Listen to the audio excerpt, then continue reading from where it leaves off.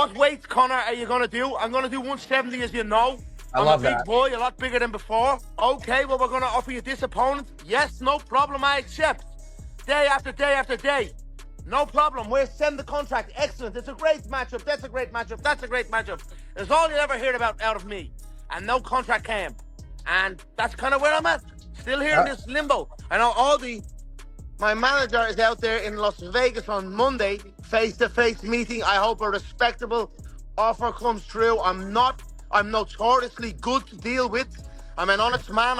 I admire fairness. I'm sure we can get it done. And there you go. I assume the vibes I'm getting, and I don't mind it at all, is the BMF contest, which was on this week, a rematch between Holloway and Oliveira. Maybe it's me and that for the next one. So we will see. You know, it's all taken shape. Was as the fight progressed into the later rounds, could Max Holloway find a way to get a finish? Because he clearly needed one. The answer to that, of course, was no. Charles Oliveira, Dude Bronx, is the BMF champion of the world, and he made it look easy. That was complete domination, Michael. I thought coming into this fight, there was going to be moments where Max was in trouble, moments where he might be on the fence, might be on his back, but I didn't think it was going to be 25 minutes. We've never seen Max dominated like that.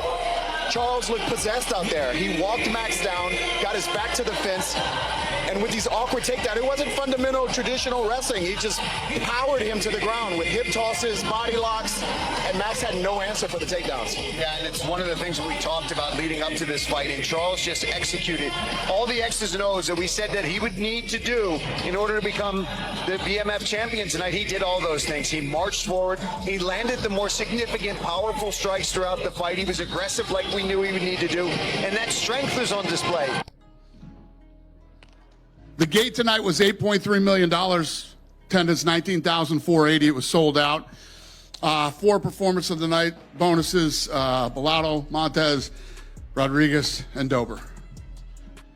Dana, dominant work from Charles Oliveira, but maybe not exactly the fight the crowd was anticipating or looking for. What were your thoughts on the way the main event played out? I don't know if anybody was expecting that. I mean, the way he body locked him and took him down so easily and absolutely dominated him on the ground. I thought there'd be a lot more stand-up, and I thought that Max would do a better job at defending the takedown. And if he got on the ground, he'd at least pop up a couple, 3 times during the round, but total domination. Yeah.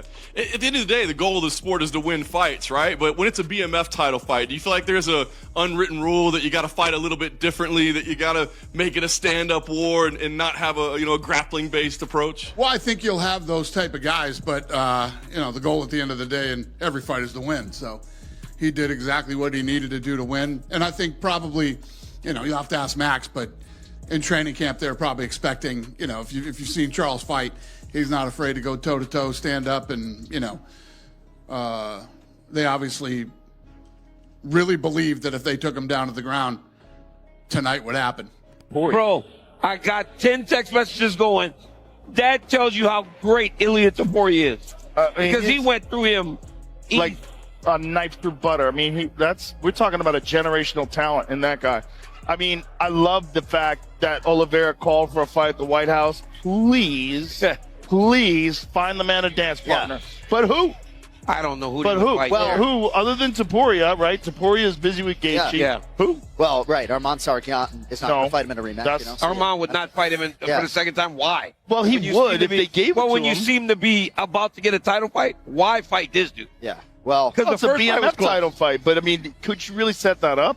I mean, Tsarukyan's been out for so long. It's been so much controversy around him. He just got in a brawl at a wrestling match. He's crazy, he's a crazy man. Sometimes, I ask you about Conor McGregor, and that doesn't happen, but it does seem like the situation is there, that it's possible. Is that something that is even on your mind? Do you think about that? What is your reaction to even just the name Conor McGregor when he throws out there BMF, 170 pounds? Is that even on your radar on a night like this? For real, I won the title. I won that lightweight belt, and that's what I want. Listen, I did what I needed to do. I got it. That's what I want to do, and I tell people this. Let Diego figure this out, okay? But if it's maybe for something or maybe for the money, we'll do it. I think he wants it more than I do right now, doesn't he? That was complete domination, Michael. I thought coming into this fight, there was going to be moments where Max was in trouble, moments where he might be on the fence, might be on his back, but I didn't think it was going to be 25 minutes. We've never seen Max dominated like that. Charles looked possessed out there. He walked Max down, got his back to the fence, and with these awkward takedowns, it wasn't fundamental traditional wrestling. He just powered him to the ground with hip tosses, body locks, and Max had no answer for the takedowns.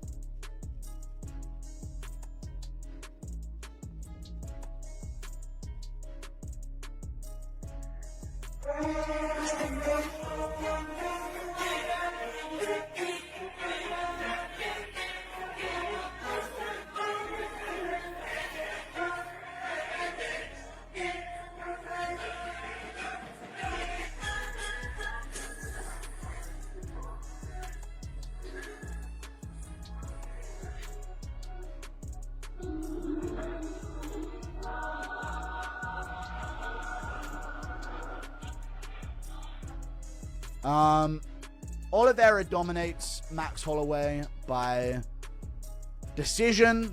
Not the most fun fight to watch. For the first, here's what I'll say about this. A lot of people are saying, why aren't you crashing out the way you were against Chimaev and Makhachev?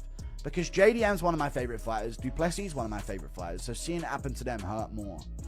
I also think Oliveira's wasn't as bad as theirs. At all. Because for the first 2 rounds, he was fucking destroying Holloway on the ground. Out grappling him into every spot, get into positions where he nearly had the rear naked choke on so many occasions, nearly had the arm triangle at one point on Holloway, smashing him with elbows from top position, smashing him with elbows from the back as well. Like, he really did go for like a lot of damage in the first 2 rounds, but in the 3rd, 4th, and 5th, you were thinking to yourself, this is for the BMF belt, and you're laying there in half guard on top. Damage him, you know? So I'll see both. I'll see both of this. Even though I was correct, Holloway can't grapple. The fight between Max Holloway and Charles Oliveira is now officially in the history books, stamped and sealed. But here's the thing. Before the cage doors even closed and the echoes of the final bell faded away, the entire music fight world had already split itself right down the middle. I'm talking a complete divide, like we were watching 2 different fights about to happen. Analysts from every corner of the MMA media landscape and former champions who've been in that cage themselves. They all came crawling out of the woodwork with these bold, confident predictions.